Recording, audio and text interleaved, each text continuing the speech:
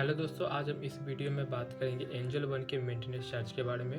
हम इस वीडियो में जानेंगे एंजल वन में एनुअल मेंटेनेंस चार्ज कितना लगता है, एनुअल मेंटेनेंस चार्ज कब देना पड़ता है और एनुअल मेंटेनेंस चार्ज कब नहीं देना पड़ता है, और इस कोई ऐसा उपाय है जिससे इस एनुअल मेंटेनेंस चार्ज से बचा जा सकता है। तो आप मेरे स्क्रीन पे और हम दिखा देते हैं कि आपको मेरा मेंटेनेंस चार्ज कितना कटा है।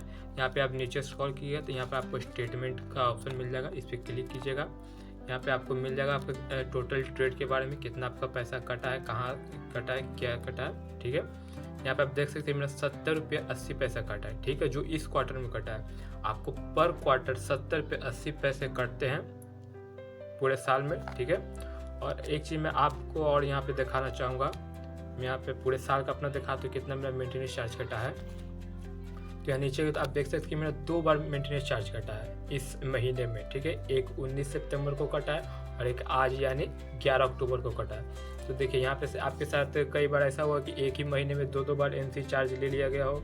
तो इसके बारे में आप देखिए, जब हम इसके बारे में बात किए, इसके हेल्पलाइन नंबर पर बात की जब, तो मुझे पता चला कि जो एनुअल मेंटेनेंस चार्ज मेरा यहाँ पे कटा हुआ है, जो आप यहाँ पे देख सकते हैं 19 सितंबर को जो मेरा एमसी चार्ज कटा है। मिनट देखिए, यहाँ पर जो 19 सितंबर को मेरा पैसा कटा वो पिछले क्वार्टर का कटा है, और ये जो 11 अक्टूबर को कटा यानी आज जो मेरा पैसा कटा 70 रुपये 80 पैसे वो इस क्वार्टर का कटा है। तो अगर आपके साथ ऐसा होता है कि आपको एक ही महीने में 2 बार जो है पैसा कट गया हो आपके अकाउंट से, तो आप एक बात ध्यान रखिएगा, जो आप पिछले में अगर क्वार्टर में आप कोई भी ट्रेड नहीं करते हैं तो आपको किसी भी तरह के एमसी चार्ज जो है नहीं देना पड़ता है। लेकिन अगर आप क्वार्टर के जो है लास्ट मंथ में या लास्ट डे में आप कोई ट्रेड लेते हैं, कोई शेयर बाय करते हैं, तो आपको उसके कल होकर ही आपको एमसी चार्ज देना पड़ता है। और अगर मान लीजिए किसी क्वार्टर में आपने कोई भी ट्रेड नहीं लिया, कोई भी शेयर बाय नहीं किया, ना इंट्राडे ना डिलीवरी, तो आपको जो है मेंटेनेंस चार्ज नहीं देना पड़ेगा। लेकिन इस बात को आप ध्यान रखिएगा, एक भी शेयर आपने उस क्वार्टर में बाय कर लिया तो आपको पूरे 3 महीने का जो यानी एक क्वार्टर का आपको जो है पूरा मेंटेनेंस चार्ज देना पड़ेगा। कस्टमर सर्विस से बात करने पता चला कि अगर आप मान ले जाए कोई शेयर बाय नहीं करते हैं पूरे साल, तो आपको एक पे भी मेंटेनेंस चार्ज नहीं देना पड़ेगा। लेकिन जिस क्वार्टर में आपने जो है स्टॉक को बाय किया तो आपको उसी क्वार्टर का जो है एएमसी चार्ज देना पड़ेगा।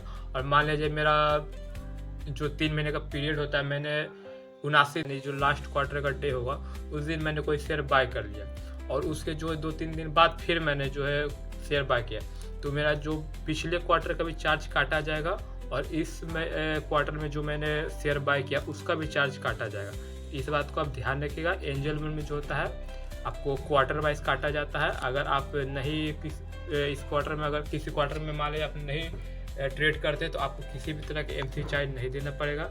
लेकिन जिस क्वार्टर में आप शेयर को बाय करते उसमें आपको मेंटेनेंस चार्ज देना पड़ेगा। हालांकि एंजल वन का जो पहले साल का होता है वो एमसी चार्ज पूरी तरह से फ्री देता है। यानी अगर आपने नया एंजल वन को इंस्टॉल किया है, नया आपने अकाउंट बनाया है, तो आपको 1 साल तक कोई भी मेंटेनेंस चार्ज नहीं देना पड़ेगा।